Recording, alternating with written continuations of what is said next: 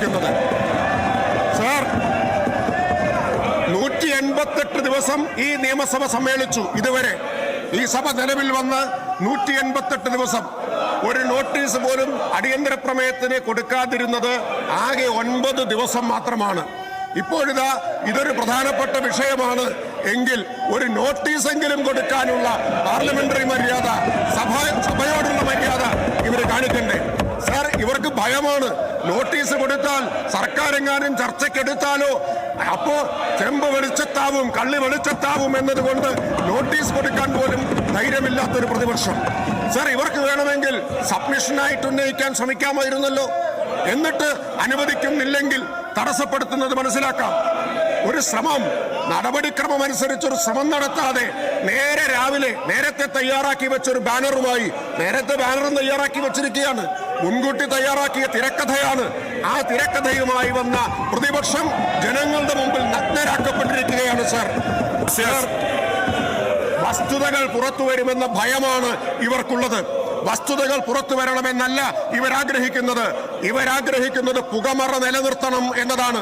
പുകമറ നിലനിർത്താൻ വേണ്ടി മാത്രമാണ് ഈ നാടകം ഇവർ കാണിച്ചുകൊണ്ടിരിക്കുന്നത്.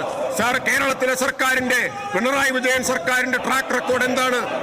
തെറ്റ് ചെയ്തവർ ആരായിരുന്നാലും അവരെ കൈവിലങ്ങണിയിച്ച് തുറുങ്കലടച്ച ചരിത്രമാണ് സാർ ഈ സർക്കാരിനുള്ളത്. അതിവർക്ക് നന്നായിട്ടറിയാം. അതുകൊണ്ട് സാർ, പ്രതിപക്ഷത്തിന്റെ ഈ നടപടി സഭയോടുള്ള ആദരവാണ്, ഇത് ചെയറിനോടുള്ള ആദരവാണ്, കേരളത്തിലെ ജനങ്ങളോടും ജനാധിപത്യത്തോടുമുള്ള അനാദരവാണ് എന്ന് രേഖപ്പെടുത്താൻ എന്ന് പറയാൻ ആഗ്രഹിക്കുകയാണ്. ബാനർ ഒന്ന് മാറ്റി പ്ലീസ്. അവിടെ പോയിരിക്കെ നിങ്ങൾ ഡിസ്റപ്റ്റ് ചെയ്യുന്ന ഗ്രൗണ്ട് എന്താണ് അത് പറ. On what ground? എന്ത് ഗ്രൗണ്ടിലാണ് ഡിസ്റപ്റ്റ് ചെയ്യുന്നത് അത് പറ. ഡിസ്റപ്റ്റ് ചെയ്യുന്ന ഗ്രൗണ്ട് എന്താ? നിങ്ങൾ എഴുതി തന്നോ? നിങ്ങൾ എഴുതി തന്ന നോട്ടീസ് നൽകിയോ? ഒരു നോട്ടീസ് നൽകിയിട്ടില്ല. നോട്ടീസ് നൽകിയോ? ഇല്ല. ഡിസ്റപ്ഷൻ ഗ്രൗണ്ട് പറ. ഈ സഭ ഡിസ്റപ്റ്റ് ചെയ്യുന്ന ഗ്രൗണ്ട് പറ. സഭ ഡിസ്റപ്റ്റ് ചെയ്യാൻ ഗ്രൗണ്ട് പറ. നിങ്ങൾ ഒരു ഗ്രൗണ്ടും ഇല്ല, അത് ബഹളം ഉണ്ടാക്കരുത്. ഡിസ്റപ്റ്റ് ചെയ്യുന്ന ഗ്രൗണ്ട് പറ. ഈ സഭ ഡിസ്റപ്റ്റ് ചെയ്യാനുള്ള ഗ്രൗണ്ട് നിങ്ങൾ പറ. അതെ, നിങ്ങൾ തന്നോ? ഒരു നോട്ടീസ് പോലും നൽകിയിട്ടില്ല. ഒരു നോട്ടീസ് പോലും നൽകാതെ എങ്ങനെയാണ് ഡിസ്റപ്റ്റ് ചെയ്യാൻ? യെസ്, രാമചന്ദ്രൻ. യെസ് സാർ, സംസ്ഥാനത്തെ പട്ടികവർഗ വിഭാഗങ്ങളുടെ ഭൂപ്രശ്നവും പുനരധിവാസവുമായി ബന്ധപ്പെട്ട പ്രശ്നങ്ങളാണ് ഈ നിയമസഭയുടെ ശ്രദ്ധയിൽ കൊണ്ടുവരുന്നതിന് വേണ്ടി ഞാൻ ഉദ്ദേശിച്ചിട്ടുള്ളത്. പെട്ടെന്ന് സാർ, ഈ വിഷയം ചർച്ചയ്ക്ക് അവസരം തരാതെ പ്രതിപക്ഷം ബഹളമുണ്ടാക്കിക്കൊണ്ടിരിക്കുകയാണ്. സാർ, ഇവിടെ നേരത്തെ പറഞ്ഞ പോലെ 15ാം നിയമസഭയിൽ 15ാം സഭയിൽ 17 അടിയന്തര പ്രമേയങ്ങൾ ഇവിടെ ചർച്ച ചെയ്യപ്പെടുകയുണ്ടായി. അടിയന്തര പ്രമേയത്തിന് ഒരു നോട്ടീസ് പോലും നൽകാതെ ഇവിടെ പ്രശ്നങ്ങൾ ഉണ്ടാക്കിക്കൊണ്ടിരിക്കുകയാണ് പ്രതിപക്ഷം. തൃശ്ശൂർ ജില്ലയിലെ അതിരപ്പള്ളി ഗ്രാമപഞ്ചായത്തിലെ മലയാറ്റൂർ വനമേഖലയിലെ ആരേക്കാപ്പ്, വീരംകൂടി ആദിവാസി നഗറിലെ മണ്ണിടിച്ചിലും ഉരുൾപൊട്ടൽ ഭീഷണിയിലും മൂലം വാസസ്ഥലം ഉപേക്ഷിക്കപ്പെടേണ്ടി വന്ന ആദിവാസി കുടുംബങ്ങളെ പുനരധിവസിപ്പിക്കുന്നതിനുള്ള പ്രവർത്തനങ്ങൾ ഏകോപിപ്പിക്കുന്നതിനും പുനരധിവാസം ഉറപ്പുവരുത്തുന്ന നടപടികൾ സ്വീകരിക്കണം. സാർ, സംസ്ഥാനത്ത് പട്ടികജാതി പട്ടികവർഗ വിഭാഗങ്ങൾക്ക് ഭൂമി ലഭ്യമാക്കുന്നതിനും ഭൂമിക്ക് രേഖ നൽകുന്നതിനും ഏറെ നടപടികൾ സ്വീകരിച്ച സംസ്ഥാന സർക്കാരിന്റെ പ്രവർത്തനങ്ങളെ ഞാൻ അഭിനന്ദിക്കുകയാണ്. ആരേക്കാപ്പ് ഉന്നതിയോട് ചേർന്ന് വീരാങ്കുടി നിവാസികളെ പുനരധിവസിപ്പിക്കുന്നതിനായി തൃശൂർ ജില്ലാ ഭരണകൂടവും പട്ടികവർഗ വികസന വകുപ്പും വനവകുപ്പും സംയുക്തമായി കണ്ടെത്തിയ കോടശ്ശേരി പഞ്ചായത്തിലെ മാരാങ്കോട് ഭാഗത്തെ സ്ഥലം താമസത്തിന് സജ്ജമാക്കിയതിനു ശേഷം വനംവകുപ്പിന്റെ തടസ്സവാദങ്ങൾ ഉണ്ടായിരിക്കുകയാണ്. വീരാങ്കുടി സമീപത്തായി മാറി താമസിച്ച സ്ഥലത്തു നിന്നും ഒരു കുട്ടിയെ പുലി ആക്രമിച്ച സാഹചര്യത്തിൽ മാരാങ്കോട് ഇവർക്കായി കണ്ടെത്തിയ സ്ഥലത്ത് കുടിൽ കെട്ടി താമസിച്ചു വരുന്ന 50ഓളം വരുന്ന കുടുംബങ്ങളെ അവിടെ പുനരധിവസിപ്പിക്കേണ്ടതുണ്ട്. കൃഷി വകുപ്പിന്റെ ജൈവ കർഷക ഉന്നതിക്കുള്ള പുരസ്കാരം നേടിയ കൃഷി ഉപജീവന മാർഗമാക്കിയിട്ടുള്ള ആരേക്കാപ്പ് വീരാങ്കുടി ഉന്നതിയിലെ മുഴുവൻ ആദിവാസി കുടുംബങ്ങളെയും മാരാങ്കോട് പുനരധിവസിപ്പിക്കുന്നതിനും അവർക്ക് കൃഷി ചെയ്ത് ഉപജീവനം നടത്തുന്നതിനും ആവശ്യമായ ഭൂമി നൽകുന്നതിനും നടപടി സ്വീകരിക്കണമെന്ന് ഞാൻ ഈ സഭയിൽ ബഹുമാനപ്പെട്ട പട്ടികജാതി പട്ടികവർഗ പിന്നോക്ക വിഭാഗ വകുപ്പ് മന്ത്രി. സാർ, ഈ സഭയിൽ നമ്മുടെ സംസ്ഥാനത്തെ പട്ടികവർഗ വിഭാഗക്കാരുടെ വളരെ പ്രധാനപ്പെട്ട കാര്യമാണ് സാർ ഇവിടെ ചർച്ചയ്ക്ക് എടുത്തിട്ടുള്ളത്. ഈ പറഞ്ഞ കാര്യം സംബന്ധിച്ച് തൃശ്ശൂർ ജില്ലയിലെ ചാലക്കുടി താലൂക്കിലെ ആതിരപ്പള്ളി ഗ്രാമപഞ്ചായത്തിൽ സ്ഥിതി ചെയ്യുന്നതും മലയാറ്റൂർ വനം ഡിവിഷൻ ഇടമലയാർ ഫോറസ്റ്റ് റേഞ്ചിന് കീഴിൽ പെരുമുഴി ഫോറസ്റ്റ് സ്റ്റേഷൻ്റെ അധികാര പരിധിയിൽ ഉൾപ്പെടുന്ന കപ്പായം വന മേഖലയിലുള്ള ആദിവാസി നഗരാണ് അരേക്കാപ്പ് വീരാങ്കുടി സ്ഥലം. സാർ, അപ്പോൾ ഈ കുടുംബത്തിൻ്റെ വിഷയം സംബന്ധിച്ച് വിഷയം പരിഹരിക്കുന്നതിന് വേണ്ടിയിട്ട് വകുപ്പിൻ്റെയും ഗവൺമെൻറ്റിൻ്റെ ശ്രദ്ധയിൽപ്പെട്ടിരുന്നു. അത് സംബന്ധിച്ച് പട്ടികവർഗ വകുപ്പും വനം ഡിപ്പാർട്ട്മെൻറ്റും റവന്യൂ ഡിപ്പാർട്ട്മെൻറ്റും ചേർന്നുകൊണ്ട് ഒരു സംയുക്ത യോഗം ചേരുകയും അതിൻ്റെ അടിസ്ഥാനത്തിൽ ഈ വിഷയം പരിഹരിക്കുന്നതിന് വേണ്ടിയിട്ടുള്ള തുടർ നടപടികൾ നിലവിൽ സ്വീകരിച്ചു വരുന്നതാണ്. സാർ, കൂടുതൽ കാര്യങ്ങൾ ഞാനിവിടെ മേശപ്പുറത്ത് വെക്കുകയാണ്. ക്വസ്റ്റ്യൻ സാർ, ആദിവാസി വിഭാഗത്തിൽപ്പെട്ട മുഴുവൻ കുടുംബങ്ങൾക്കും വനാവകാശ നിയമപ്രകാരം ലഭിക്കേണ്ട ഭൂമി അനുവദിച്ചു നൽകുന്നതിനുള്ള നടപടികൾ ഏത് ഘട്ടത്തിലാണ്? സാർ, സംസ്ഥാനത്തെ 14 ജില്ലകളിലുമായിട്ട് മുഴുവൻ പട്ടികജാതി പട്ടികവർഗ വിഭാഗത്തിനും ഭൂമി ലഭ്യമാക്കുന്നതിന് വേണ്ടിയിട്ടുള്ള നടപടിയാണ് ഇപ്പോൾ ഗവൺമെൻറ് സ്വീകരിച്ചു വരുന്നത്. അതിൻ്റെ അടിസ്ഥാനത്തിൽ വകുപ്പും ഈ ആവശ്യമായിട്ടുള്ള സ്ഥലങ്ങൾ കണ്ടെടുക്കുന്നതിന് വേണ്ടിയിട്ടുള്ള നടപടി സ്വീകരിച്ചുകൊണ്ടിരിക്കുകയാണ്. വകുപ്പ് ലാൻഡ് ബാങ്ക് പദ്ധതി പ്രകാരവും വനാവകാശ പ്രകാരവും മെച്ചഭൂമിയും ഒക്കെ ഉൾപ്പെടുത്തിക്കൊണ്ടുള്ള പരമാവധി ഭൂമി ലഭ്യമാക്കിക്കൊണ്ട് മുഴുവൻ പട്ടികജാതി പട്ടികവർഗക്കാരുടെ കുടുംബങ്ങൾക്കും ഭൂമി ലഭ്യമാക്കുന്നതിന് വേണ്ടിയിട്ടുള്ള നടപടിയാണ് സാർ ഇപ്പോൾ സ്വീകരിച്ചു വരുന്നത്. Yes, Shrimati K Rama, not in the seat. ബഹുമാനപ്പെട്ട റവന്യൂ മിനിസ്റ്റർ. വളരെ ഗൗരവപ്പെട്ട ഒരു പ്രശ്നമാണ് ബഹുമാനപ്പെട്ട അംഗയോട് ഉന്നയിച്ചിട്ടുള്ളത്. നേരത്തെ ബഹുമാനപ്പെട്ട പട്ടികജാതി പട്ടികവർഗ ക്ഷേമ വകുപ്പ് മന്ത്രി പറഞ്ഞതുപോലെ ആദിവാസികളായിട്ടുള്ള മനുഷ്യരുടെ ജീവിത പ്രശ്നമാണ് സാർ ഇവിടെ ഉന്നയിക്കപ്പെട്ടിട്ടുള്ളത്. അതിൽ ബഹുമാനപ്പെട്ട വനം വകുപ്പ് മന്ത്രിയുടെയും ബഹുമാനപ്പെട്ട പട്ടികജാതി പട്ടികവർഗ ക്ഷേമ വകുപ്പ് മന്ത്രിയുടെയും എൻ്റെയും കൂടി സാന്നിധ്യത്തിൽ ഒരു യോഗം ചേർന്നിരുന്നു. അവർക്ക് അനുവദിക്കപ്പെട്ട സ്ഥലത്ത് വന്യമൃഗങ്ങളുടെ ശല്യമുള്ളതിനാൽ അവിടെ നിന്ന് മാറിപ്പോകേണ്ട സാഹചര്യമുള്ളത് കൊണ്ട് പുതിയ സ്ഥലം അനുവദിക്കുന്നതുമായി ബന്ധപ്പെട്ട പ്രധാനപ്പെട്ട പ്രശ്നമാണ് സാർ. ഈ കാര്യത്തിൽ 3 വകുപ്പുകളും കൂടി ഒരു സ്റ്റാൻഡേർഡ് ഓപ്പറേഷൻ പ്രൊസീജിയർ, ഇവിടേക്ക് മാത്രമല്ല ഇനി കേരളത്തിൽ ഇങ്ങനെ അനുവദിക്കപ്പെട്ട സ്ഥലത്ത് മാറി താമസിക്കേണ്ടി വന്നാൽ ഏത് വിധത്തിലായിരിക്കും നടപടി സ്വീകരിക്കേണ്ടത് എന്നതിനെ സംബന്ധിച്ച് ഒരു സ്റ്റാൻഡേർഡ് ഓപ്പറേഷൻ പ്രൊസീജിയർ തയ്യാറാക്കാനുള്ള നടപടിക്രമങ്ങളിലേക്ക് പോയി. അത് അതിൻ്റെ അന്ത്യഘട്ടത്തിലാണ്. ആ ഘട്ടത്തിൽ ഈ കാര്യം പരിഹരിക്കുക തന്നെ ചെയ്യും സാർ. ആദിവാസികളായ മനുഷ്യരുടെ ഒരു ജീവിത പ്രശ്നം ചർച്ച ചെയ്യുമ്പോൾ ബഹുമാനപ്പെട്ട സ്പീക്കറുടെ മുഖം മറച്ച് ഇത്തരത്തിലുള്ള തെറ്റായ നടപടി നടത്തുന്നത് ഗുണകരമായ ഒരു കാര്യമല്ല സാർ. അത് ആദിവാസികളോട് കൂടിയുള്ള അവഹേളനമായിട്ട് കാണേണ്ടതിന്റെ ഈ സഭ. Submissions Shrimati K Shaila teacher.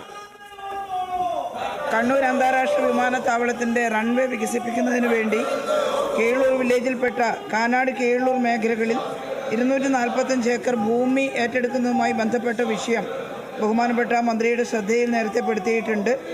Sir, 9 വർഷമായി ഈ പ്രദേശത്ത് ജനങ്ങൾക്ക് ഭൂമി ക്രയവിക്രയം ചെയ്യാൻ കഴിയാത്ത വിധം നോട്ടിഫിക്കേഷനിലായ ഭൂമിയിൽ ജനങ്ങൾ വലിയ നരകയാതനയാണ് അനുഭവിക്കുന്നത്. അതുകൊണ്ട് വളരെ പെട്ടെന്ന് തന്നെ ഭൂമി ഏറ്റെടുക്കൽ പൂർത്തിയാക്കുകയും 2008 ഭൂമി ഏറ്റെടുക്കൽ പാക്കേജ് അനുസരിച്ച് 10 സെൻറ്റ് ഭൂമി വീതം പുനരധിവാസത്തിന് നൽകുന്ന നടപടി നടപ്പിലാക്കുകയും ചെയ്യണം. കീഴല്ലൂർ കൂടാളി വില്ലേജുകളിലായി 36 ഏക്കർ ഭൂമി പുനരധിവാസത്തിന് വേണ്ടി ഏറ്റെടുക്കുന്നതിന് സർക്കാർ ഉത്തരവ് പുറപ്പെടുവിച്ച് കഴിഞ്ഞിട്ടുണ്ട്. അപ്പോൾ ഈ ഭൂമി രണ്ടും ഏറ്റെടുത്ത് ജനങ്ങളെ പുനരധിവസിപ്പിക്കുന്നതിനുള്ള അടിയന്തര നടപടി സ്വീകരിക്കണമെന്ന് അഭ്യർത്ഥിക്കുകയാണ് സർ. ബഹുമാനപ്പെട്ട CM.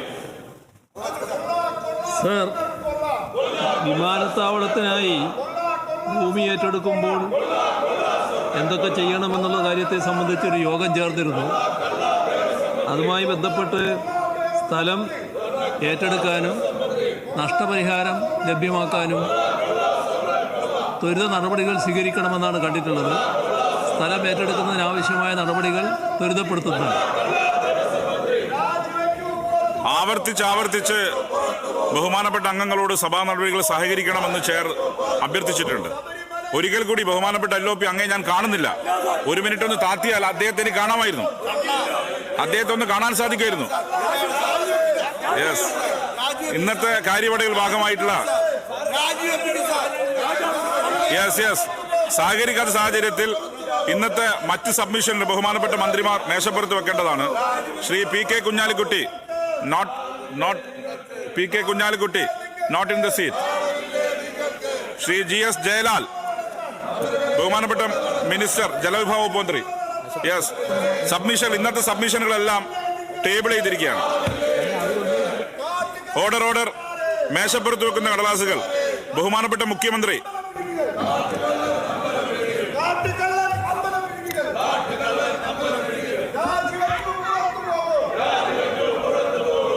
കാര്യവിവര പട്ടികയിലെ ഇനം 3.1.1, 3.2.1 എന്നിവ പ്രകാരമുള്ള കടലാസുകൾ ഞാൻ മേശപ്പുറത്ത് വെക്കുന്നു.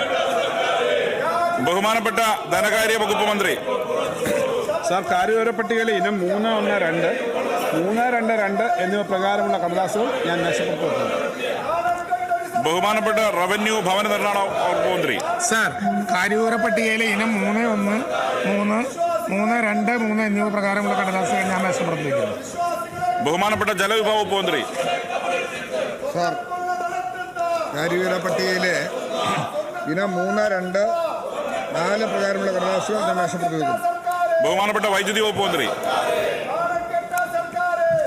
സാർ, കാര്യവിവര പട്ടികയിലെ ഇനം 3, 5 പ്രകാരമുള്ള കടലാസുകൾ ഞാൻ മേശപ്പുറത്ത് വയ്ക്കുന്നു. ബഹുമാനപ്പെട്ട വനം വന്യജീവി വകുപ്പ് മന്ത്രി.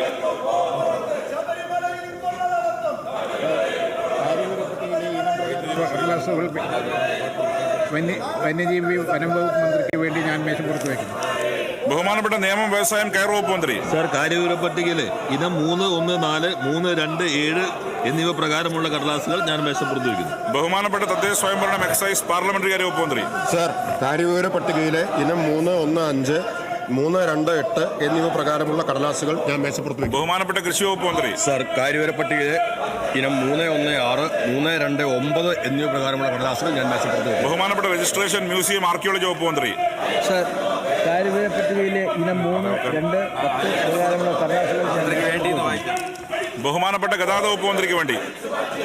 കാര്യവിവര പട്ടികയിലെ ഇനം 3, 2, 4 പ്രകാരമുള്ള കടലാസുകൾ ഞാൻ ഗതാഗത വകുപ്പ് മന്ത്രിക്ക് വേണ്ടി മേശപ്പുറത്ത് വെച്ചു. ബഹുമാനപ്പെട്ട തുറമുഖം സഹകരണം ദേവസ്വം വകുപ്പ് മന്ത്രി.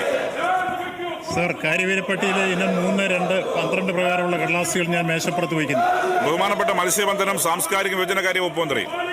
സാർ, കാര്യവിവര പട്ടികയിലെ ഇനം 3, 1, 7, 3, 2, 13 പ്രകാരമുള്ള കടലാസുകൾ മത്സ്യബന്ധനം സാംസ്കാരിക യുവജന മന്ത്രിക്ക് വേണ്ടി ഞാൻ മേശപ്പുറത്ത് വയ്ക്കുന്നു. ബഹുമാനപ്പെട്ട ഉന്നത വിദ്യാഭ്യാസം സാമൂഹ്യ നീതി വകുപ്പ് മന്ത്രി.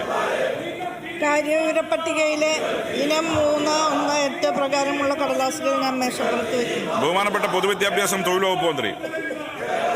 സാർ, കാര്യവിവര പട്ടികയിലെ ഇനം 3, 2, 14 പ്രകാരമുള്ള കടലാസുകൾ ഞാൻ മേശപ്പുറത്ത് വയ്ക്കുന്നു. ബഹുമാനപ്പെട്ട പൊതുമരാമത്ത് വിനോദസഞ്ചാര വകുപ്പ് മന്ത്രി. സാർ, കാര്യവിവര പട്ടികയിലെ ഇനം 3.1.9, 3.2.15 എന്നിവ പ്രകാരമുള്ള കടലാസുകൾ ഞാൻ മേശപ്പുറത്ത് വെക്കുന്നു. ബഹുമാനപ്പെട്ട പട്ടികജാതി പട്ടികവർഗ പിന്നോക്ക വിഭാഗക്ഷേമ വകുപ്പ് മന്ത്രി. സാർ, കാര്യവിവര പട്ടികയിലെ ഇനം 3, 2, 16 പ്രകാരമുള്ള കടലാസുകൾ ഞാൻ മേശപ്പുറത്ത് വയ്ക്കുന്നു. ബഹുമാനപ്പെട്ട മൃഗസംരക്ഷണം ക്ഷീരവികസന വകുപ്പ് മന്ത്രി. സാർ, കാര്യവിവര പട്ടികയിലെ ഇനം 3, 2, 17 പ്രകാരമുള്ള കടലാസുകൾ ഞാൻ മേശപ്പുറത്ത് വയ്ക്കുന്നു. ബഹുമാനപ്പെട്ട ആരോഗ്യം വനിതാ ശിശുവികസന വകുപ്പ് മന്ത്രി. സാർ, കാര്യവിവര പട്ടികയിലെ ഇനം 3, 2, 18 പ്രകാരമുള്ള കടലാസുകൾ ഞാൻ മേശപ്പുറത്ത് വയ്ക്കുന്നു. ബഹുമാനപ്പെട്ട ന്യൂനപക്ഷ ക്ഷേമം കായികം വക്കം പഞ്ച് തീർത്ഥാടന വകുപ്പ് മന്ത്രി. കാര്യവിവര പട്ടികയിലെ ഇനം 3, 2, 19 പ്രകാരമുള്ള കടലാസുകൾ ഞാൻ മേശപ്പുറത്ത്. യെസ്, ഓർഡർ റിപ്പോർട്ട് സമർപ്പണം. ബഹുമാനപ്പെട്ട കൃഷി വകുപ്പ് മന്ത്രിയും സബ്ജക്ട് 1 ചെയർപേഴ്സണുമായ ശ്രീ പി പ്രസാദിന് 2024-25 സാമ്പത്തിക വർഷത്തെ ആനുകാലിക റിപ്പോർട്ടും ധനാഭ്യർത്ഥന പരിശോധന സംബന്ധിച്ച 4ാമത് റിപ്പോർട്ടിലെ ശുപാർശകളിന്മേൽ ആക്ഷൻ ടാക്കൻ റിപ്പോർട്ട് സമർപ്പിക്കാവുന്നതാണ്. സാർ, കൃഷിയും മൃഗസംരക്ഷണവും മത്സ്യബന്ധനവും സംബന്ധിച്ച സബ്ജക്ട് കമ്മിറ്റി 1 ചെയർപേഴ്സണായ ഞാൻ സമിതിയുടെ 2024-25 സാമ്പത്തിക വർഷത്തെ ധനാഭ്യർത്ഥനകളുടെ പരിശോധന സംബന്ധിച്ച 4ാമത് റിപ്പോർട്ടിന്മേലുള്ള ആക്ഷൻ ടാക്കൻ റിപ്പോർട്ട്, 2024 ഏപ്രിൽ 1 മുതൽ 2025 മാർച്ച് 31 വരെയുള്ള ആനുകാലിക റിപ്പോർട്ട് എന്നിവ സമർപ്പിക്കുന്നു.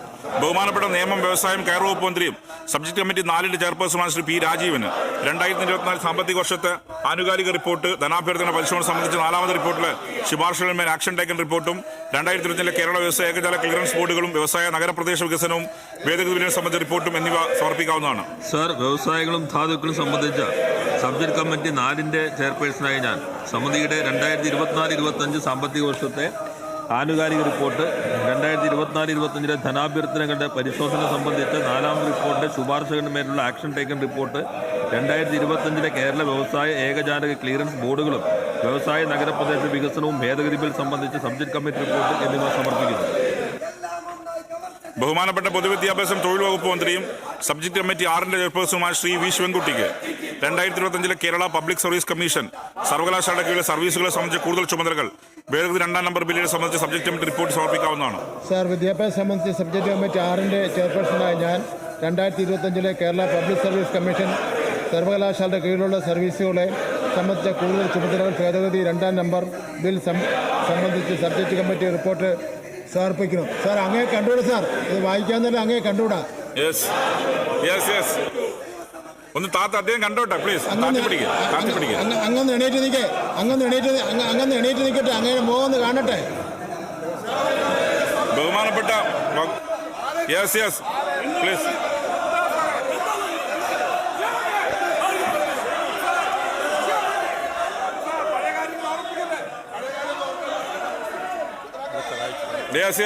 വായിച്ചോ? എങ്ങനെയാണ് സമരം ചെയ്യേണ്ടതെന്ന് പറഞ്ഞുതരാം. എങ്ങനെയാണെന്ന് സാറേ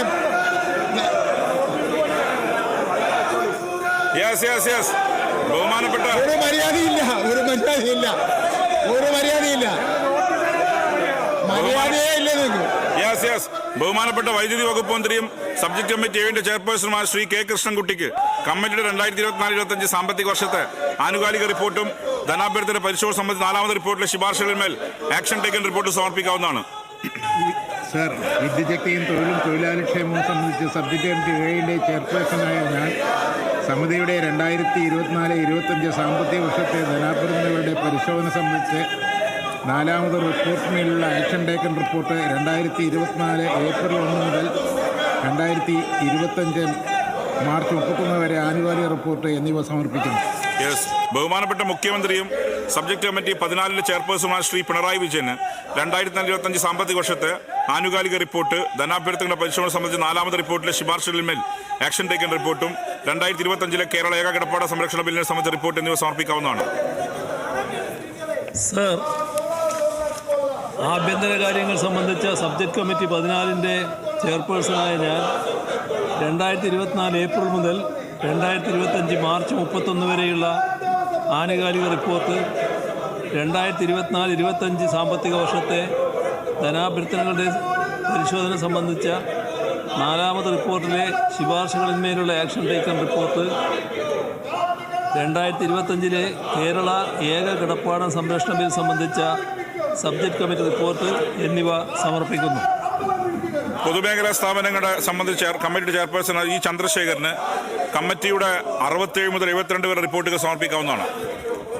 സർ, പൊതുമേഖലാ സ്ഥാപനങ്ങൾ സംബന്ധിച്ച സമിതിയുടെ ചെയർപേഴ്സണായ ഞാൻ സമിതിയുടെ 67 മുതൽ 72 വരെയുള്ള റിപ്പോർട്ടുകൾ സമർപ്പിക്കുന്നു. ശ്രീ വിൻസെന്റ്, അങ്ങയുടെ ക്രമപ്രശ്നം നോട്ട് ഇൻ ദ സീറ്റ്. ധനകാര്യ 2025-26 സാമ്പത്തിക വർഷത്തെ ബജറ്റിന്മേൽ ഉപധനപരിധി സംബന്ധിച്ച് ചർച്ചയും വോട്ടെടുപ്പ്. താഴെ പറയുന്ന മന്ത്രിമാർ പ്രത്യേക ലിസ്റ്റിൽ കൊടുത്തിട്ടുള്ള ഉപധനപരിധി സംബന്ധിച്ച ഉപക്ഷേപങ്ങൾ അവതരിപ്പിക്കണം. Shri Pinarayi Vijayan.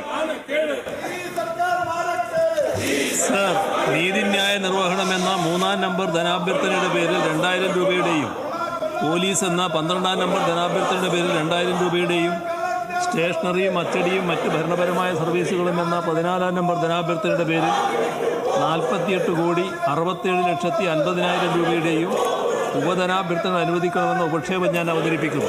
Shri M B Rajesh. Sir, excise എന്ന 8-ാം നമ്പർ ധനാഭ്യർത്ഥനയുടെ പേരിൽ 1000 രൂപയുടെ ഉപധനാഭ്യർത്ഥന അനുവദിക്കണമെന്ന ഉപക്ഷേപം ഞാൻ അവതരിപ്പിക്കുന്നു. Shri P A Muhammad Riyas. Sir, പൊതുമരാമത്ത് എന്ന 15-ാം നമ്പർ ധനാഭ്യർത്ഥനയുടെ പേരിൽ 120,20,30,35,000 രൂപയുടെ ഉപധനാഭ്യർത്ഥന അനുവദിക്കണമെന്ന ഉപക്ഷേപം ഞാൻ അവതരിപ്പിക്കുന്നു. Shri O R Kelu. Sir, പട്ടികജാതി പട്ടികവർഗ മറ്റ് പിന്നാക്ക ന്യൂനപക്ഷ വിഭാഗങ്ങൾ എന്നിവരുടെ ക്ഷേമം എന്ന 25-ാം നമ്പർ ധനാഭ്യർത്ഥനയുടെ പേരിൽ 5 കോടി രൂപയുടെ ഉപധനാഭ്യർത്ഥന അനുവദിക്കണമെന്ന ഉപക്ഷേപം ഞാൻ അവതരിപ്പിക്കുന്നു. Shri K N Balagopal. Sir, പലവക സാമ്പത്തിക സർവീസുകൾ എന്ന 28-ാം നമ്പർ ധനാഭ്യർത്ഥനയുടെ പേരിൽ 3000 രൂപയുടെ ഉപധനാഭ്യർത്ഥന അനുവദിക്കണമെന്ന ഉപക്ഷേപം ഞാൻ അവതരിപ്പിക്കുന്നു. ശ്രീ പി രാജീവ്. സർ, വ്യവസായങ്ങൾ എന്ന 37-ാം നമ്പർ ധനാഭ്യർത്ഥനയുടെ പേരിൽ 17,33,14,000 രൂപയുടെ ഉപധനാഭ്യർത്ഥന അനുവദിക്കുന്ന ഉപക്ഷേപം ഞാൻ അവതരിപ്പിക്കുന്നു. Doctor R Bindu. സാമൂഹ്യ സുരക്ഷിതത്വവും ക്ഷേമവും എന്ന 46-ാം നമ്പർ ധനാഭ്യർത്ഥനയുടെ പേരിൽ 20,25,000 രൂപയുടെ ഉപധനാഭ്യർത്ഥന അനുവദിക്കണമെന്ന ഉപക്ഷേപം ഞാൻ എല്ലാ ഉപക്ഷേപങ്ങളെയും പിന്താങ്ങേണ്ടതാണ്. ചർച്ചയില്ല. നീതിന്യായ നിർവഹണം എന്ന 3-ാം നമ്പർ ധനാഭ്യർത്ഥനയുടെ പേരിൽ 2000 രൂപയുടെ ഉപധനാഭ്യർത്ഥന അനുവദിക്കണം. ഉപക്ഷേപത്തെ അനുകൂലിക്കുന്നവർ ഉപക്ഷേപം പാസ്സായിരിക്കുന്നു. ഗ്രാന്റ് അനുവദിച്ചിരിക്കുന്നു. പോലീസ് എന്ന 12-ാം നമ്പർ ധനാഭ്യർത്ഥനയുടെ പേരിൽ 2000 രൂപയുടെ ഉപധനാഭ്യർത്ഥന അനുവദിക്കുന്ന ഉപക്ഷേപത്തെ അനുകൂലിക്കുന്നവർ ഉപക്ഷേപം പാസ്സായിരിക്കുന്നു. ഗ്രാന്റ് അനുവദിച്ചിരിക്കുന്നു. സ്റ്റേഷനറിയും അച്ചടിയും മറ്റ് ഭരണപരമായ സർവീസുകളും എന്ന 14-ാം നമ്പർ ധനാഭ്യർത്ഥനയുടെ പേരിൽ 47,67,50,000 രൂപയുടെ ഉപധനാഭ്യർത്ഥന അനുവദിക്കുന്ന ഉപക്ഷേപത്തെ അനുകൂലിക്കുന്നവർ ഉപക്ഷേപം പാസ്സായിരിക്കുന്നു. എക്സൈസ് എന്ന 8-ാം നമ്പർ ധനാഭ്യർത്ഥനയുടെ പേരിൽ 1000 രൂപയുടെ ഉപധനാഭ്യർത്ഥന അനുവദിക്കുന്ന ഉപക്ഷേപത്തെ അനുകൂലിക്കുന്നവർ ഉപക്ഷേപം പാസ്സായിരിക്കും. ഗ്രാന്റ് അനുവദിച്ചിരിക്കുന്നു. പൊതുമരാമത്ത് എന്ന 15-ാം നമ്പർ ധനാഭ്യർത്ഥനയുടെ പേരിൽ 124,20,30,000 രൂപയുടെ ഉപധനാഭ്യർത്ഥന അനുവദിക്കുന്ന ഉപക്ഷേപത്തെ അനുകൂലിക്കുന്ന ഉപക്ഷേപം പാസ്സായിരിക്കുന്നു. ഗ്രാന്റ് അനുവദിച്ചിരിക്കുന്നു. പട്ടികജാതി പട്ടികവർഗ പിന്നോക്ക ന്യൂനപക്ഷ വിഭാഗങ്ങളുടെ ക്ഷേമം എന്ന 25-ാം നമ്പർ ധനാഭ്യർത്ഥനയുടെ പേരിൽ 5 കോടി രൂപയുടെ ഉപധനാഭ്യർത്ഥന അനുവദിക്കുന്ന ഉപക്ഷേപത്തെ അനുകൂലിക്കുന്നവർ ഉപക്ഷേപം പാസ്സായി ഗ്രാന്റ് അനുവദിച്ചിരിക്കുന്നു. പലവക സാമ്പത്തിക സർവീസുകൾ 28-ാം നമ്പർ ധനാഭ്യർത്ഥനയുടെ പേരിൽ 3000 രൂപയുടെ ഉപധനാഭ്യർത്ഥന അനുവദിക്കുന്ന ഉപക്ഷേപത്തെ അനുകൂലിക്കുന്നവർ ഉപക്ഷേപം പാസ്സായിരിക്കുന്നു. ഗ്രാന്റ് അനുവദിച്ചിരിക്കുന്നു. വ്യവസായങ്ങൾ എന്ന 37-ാം നമ്പർ ധനാഭ്യർത്ഥനയുടെ പേരിൽ 17,33,16,000 രൂപയുടെ ഉപധനാഭ്യർത്ഥന അനുവദിക്കുന്ന ഉപക്ഷേപത്തെ അനുകൂലിക്കുന്നവർ ഉപക്ഷേപം പാസ്സായിരിക്കുന്നു. ഗ്രാന്റ് അനുവദിച്ചിരിക്കുന്നു. സാമൂഹ്യ സുരക്ഷിതത്വവും ക്ഷേമം എന്ന 46-ാം നമ്പർ ധനാഭ്യർത്ഥനയുടെ പേരിൽ 20,25,000 രൂപയുടെ ഉപധനാഭ്യർത്ഥന അനുവദിക്കുന്ന ഉപക്ഷേപത്തെ അനുകൂലിക്കുന്നവർ ഉപക്ഷേപം പാസ്സായിരിക്കുന്നു. ഗ്രാന്റ് അനുവദിച്ചിരിക്കുന്നു. പ്ലീസ് എന്താ ഡിസ്റപ്ഷന്റെ ഗ്രൗണ്ട് പറ. യെസ്, നിയമനിർമ്മാണങ്ങൾ 2025 കേരള സ്വകാര്യ കൈവശത്തിനുള്ള അധിക ഭൂമി ക്രമവൽക്കരണ ബിൽ റവന്യൂ വകുപ്പ് മന്ത്രി ശ്രീ കെ രാജൻ 2025 കേരള സ്വകാര്യ കൈവശത്തിലുള്ള അധിക ഭൂമി ക്രമവൽക്കരണ ബിൽ അവതരിപ്പിക്കേണ്ടതാണ്. സാർ, 2025 കേരള സ്വകാര്യ കൈവശത്തിലുള്ള അധിക ഭൂമി ക്രമവൽക്കരണ ബിൽ ഞാൻ അവതരിപ്പിക്കുന്നു. ബിൽ അവതരിപ്പിച്ചിരിക്കുന്നു. റവന്യൂ ഭവന നിർമ്മാണ വകുപ്പ് മന്ത്രിയും ശ്രീ കെ രാജന് 2025 കേരള സ്വകാര്യ കൈവശത്തിലുള്ള അധിക ഭൂമി ക്രമവൽക്കരണ ബിൽ ഭൂനികുതിയും ദേവസ്വം സംബന്ധിച്ച സബ്ജക്ട് കമ്മിറ്റി 2-ന്റെ പരിഗണനയ്ക്കേക്കുന്ന ഉപക്ഷേപം അവതരിപ്പിക്കേണ്ടതാണ്. സാർ, ഐക്യ കേരളത്തിന്റെ ചരിത്രത്തിൽ ഇതുവരെ ഇല്ലാത്ത ഒരു പുതിയ ആശയത്തിലേക്കാണ് ബഹുമാനപ്പെട്ട പിണറായി വിജയന്റെ നേതൃത്വത്തിലുള്ള കേരളത്തിലെ ഗവൺമെന്റ് പോകുന്നത്. സാർ, ഇത് പറയാതെ പോകാൻ കഴിയില്ല.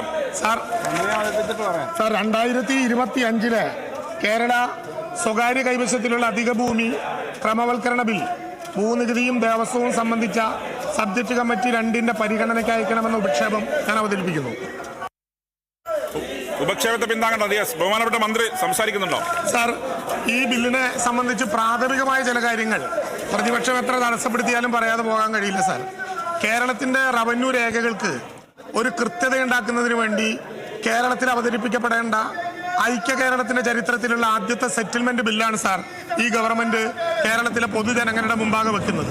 സാർ, 1883 മുതൽ 1811 വരെയുള്ള കാലഘട്ടത്തിൽ നടന്ന സബ്ജക്റ്റ് സെറ്റിൽമെന്റുകൾക്ക് ശേഷം ഐക്യ കേരളത്തിന്റെ ചരിത്രത്തിൽ ഇതുവരെ ഒരു സെറ്റിൽമെന്റ് ഉണ്ടായിട്ടില്ല. സാർ, 1965 ഒരു റീസർവേ നടപടികൾ ആരംഭിക്കാൻ കേരളം തീരുമാനിക്കുന്നത്.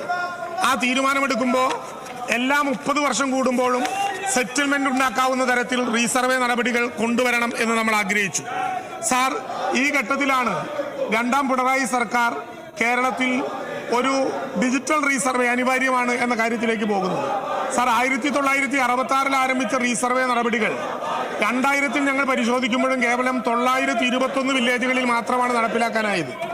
ആ ഘട്ടത്തിൽ ഈ ഗവൺമെന്റ് ആരംഭിച്ച ഡിജിറ്റൽ റീസർവേ നടപടികൾ സാർ 2 വർഷക്കാലം പിന്നിടുമ്പോൾ 535 വില്ലേജുകളിൽ സർവേ ആരംഭിക്കുകയും സാർ 342 വില്ലേജുകളിൽ 9-2 പ്രസിദ്ധീകരണം നടത്താൻ കഴിയുകയും ചെയ്തു. സാർ, ഇന്നത്തെ കണക്കെടുത്താൽ കേരളത്തിൽ ഈ 2 വർഷക്കാലം കൊണ്ട് അളന്നു പൂർത്തീകരിച്ച ഭൂമി 8,31,067 ഹെക്ടർ ഭൂമിയാണ്. സാർ, കേരളത്തിൽ 60,81,000 ലാൻഡ് പാഴ്സലുകളും കേരളം അളന്നു. സാർ, ഇത് കണക്കാക്കണമെങ്കിൽ കേരളത്തിൽ ആകെയുള്ള ഭൂമി 35 ലക്ഷം ഹെക്ടറാണ്.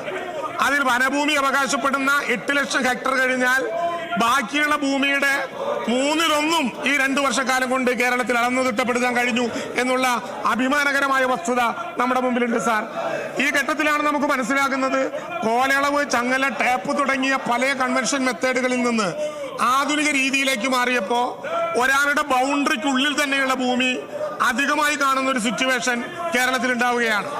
60 ലക്ഷം ലാൻഡ് പാഴ്സലുകൾ അളന്നപ്പോൾ 50% ഭൂമിയും ബൗണ്ടറിക്കകത്തുള്ളത് നിലവിലുള്ള ഭൂമിയേക്കാൾ കൂടുതൽ കാണാവുന്ന ഒരു സ്ഥിതിവിശേഷം ഉണ്ടായി. സാർ, റവന്യൂ രേഖകളും സർവേ റെക്കോർഡുകളും ഭൂമിയിൽ ഉടമസ്ഥത സംബന്ധിച്ചിട്ടുള്ള രേഖകളല്ല എന്നും സുപ്രീം കോടതി തന്നെ വെളിവാക്കപ്പെട്ട ഒരു പ്രത്യേകമായ സാഹചര്യമുണ്ട് സാർ. ഒരു വ്യക്തിക്ക് ഒരു ഭൂമിയിൽ തനിക്കുള്ള അവകാശം മാത്രമേ കൈമാറ്റം ചെയ്യാൻ പാടൂ. ആ ഭൂമിയിലുള്ള ആകെ ഭൂമി കൈമാറ്റം ചെയ്യുമ്പോഴും അയാളുടെ ഓണർഷിപ്പ് മാറണമെങ്കിൽ അയാളുടെ ടൈറ്റിൽ മാറ്റം ഉണ്ടാകണം സാർ. 10 സെന്റ് ഭൂമിയുള്ള ഒരാൾ അതിർത്തിക്കുള്ളിൽ തന്നെ അളക്കുമ്പോൾ 12 സെന്റ് കണ്ടെത്തിയാൽ ആ 12 സെന്റ് ഭൂമിക്ക് നികുതി അടയ്ക്കാം എന്ന് കേരളത്തിലെ ഗവൺമെന്റ് ഉത്തരവ് പുറത്തിറക്കി. പക്ഷേ നികുതി ഉള്ളത് കൊണ്ട് മാത്രം ആ ഭൂമിയുടെ ഉടമസ്ഥാവകാശം അയാൾക്ക് ലഭ്യമാകുന്നില്ല. ഈ സാഹചര്യത്തിലാണ് അധിക വിസ്തീർണത്തിന് ഉടമസ്ഥത ലഭിക്കത്തക്ക വിധത്തിൽ ഒരു സെറ്റിൽമെന്റ് ആക്ട് ഐക്യ കേരളത്തിന്റെ ചരിത്രത്തിൽ ആദ്യമായി അവതരിപ്പിക്കണം എന്ന് ഈ ഗവൺമെന്റ് ആലോചിക്കുന്നത്. സാർ, ഡിജിറ്റൽ സർവേയുടെ ഏക്കുറസി മൂലമാണ് വ്യക്തമായ അതിരിനുള്ളിൽ കൂടുതൽ വിസ്തീർണമുണ്ടെന്ന് ഇപ്പോൾ കണ്ടെത്താൻ കഴിഞ്ഞത്. സാർ, ഇത്തരത്തിൽ കണ്ടെത്തിയ അധിക വിസ്തീർണത്തിന്റെ ഉടമസ്ഥയുള്ള ഭൂമിയോടൊപ്പം ചേർന്ന് കരമൊടുക്കാൻ അനുവാദം നൽകിക്കൊണ്ട് സർക്കാർ ഉത്തരവ് പുറപ്പെടുവിച്ചു.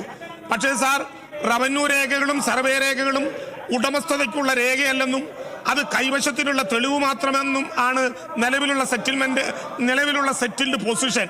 സാർ, ടൈറ്റിലും കൈവശവും കൂടി ചേരുമ്പോഴാണ് ഉടമസ്ഥത ഉണ്ടാകുന്നത്. ടൈറ്റിലും പൊസഷനും കൂടി ചേർന്നാൽ ഓണർഷിപ്പായി.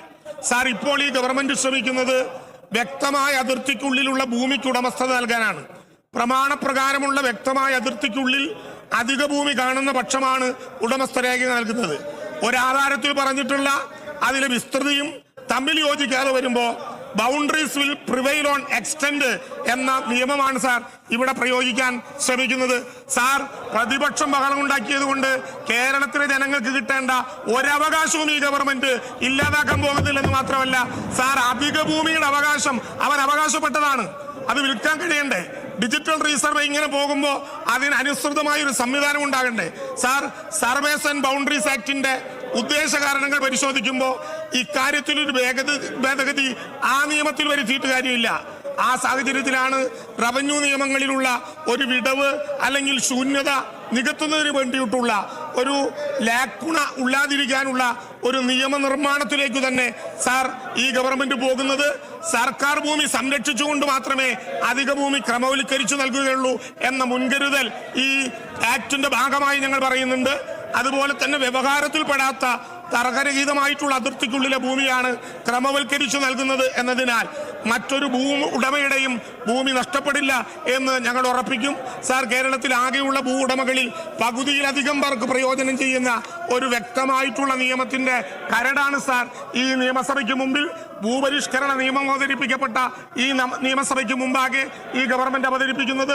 സാർ, ഭൂപരിഷ്കരണ നിയമത്തിലൂടെ ലോകത്തിന്റെ മുമ്പിൽ അവതരിപ്പിക്കപ്പെട്ട കേരള മോഡലിന് ശേഷം സഭയിൽ പ്രതിപക്ഷത്തിന്റെ ബഹളം നടക്കുകയാണ്. സ്പീക്കറിന്റെ മുഖം മറച്ചാണ് പ്രതിപക്ഷം സഭയിൽ പ്രതിഷേധം ചെയ്തുകൊണ്ടിരിക്കുന്നത്. പ്രതിപക്ഷം ഡയസിന് മുന്നിൽ ബാനർ ഉയർത്തിപ്പിടിച്ചാണ് ഇപ്പോൾ പ്രതിഷേധം നടത്തിക്കൊണ്ടിരിക്കുന്നത്. പ്രതിഷേധിക്കാൻ അറിയത്തില്ലെങ്കിൽ പറഞ്ഞു തരാമെന്നാണ് വി ശിവൻകുട്ടിയുടെ മറുപടിയും. അങ്ങേ കാണുന്നില്ല, സ്പീക്കറിനെ കാണുന്നില്ലെന്നും ഈ ഭരണപക്ഷം പറയുന്നുണ്ട്. ഏതായാലും സ്പീക്കറിന്റെ മുഖം മറച്ചുകൊണ്ടുള്ളൊരു ബഹളമാണ് ഇപ്പോൾ നടക്കുന്നത്. എന്തായാലും ഇപ്പോൾ പ്രതിപക്ഷവും സ്പീക്കറും തമ്മിലൊരു വാക്കേറ്റം ഉണ്ടായിട്ടുണ്ട്. എന്തിന്റെ അടിസ്ഥാനത്തിലാണ് ഈ പ്രതിഷേധം എന്ന് ചോദിക്കുമ്പോൾ രാജിവെക്കണം എന്ന് തന്നെയാണ് ഇപ്പോൾ പറഞ്ഞത്. ശബരിമല ദ്വാരപാലക ശില്പത്തിന്റെ വിഷയത്തിൽ ഇപ്പോൾ എന്തായാലും ദേവസ്വം മന്ത്രി രാജിവെക്കണം എന്നൊരു വിഷയമാണ് ഇപ്പോൾ അവർ ഉന്നയിക്കുന്നത്.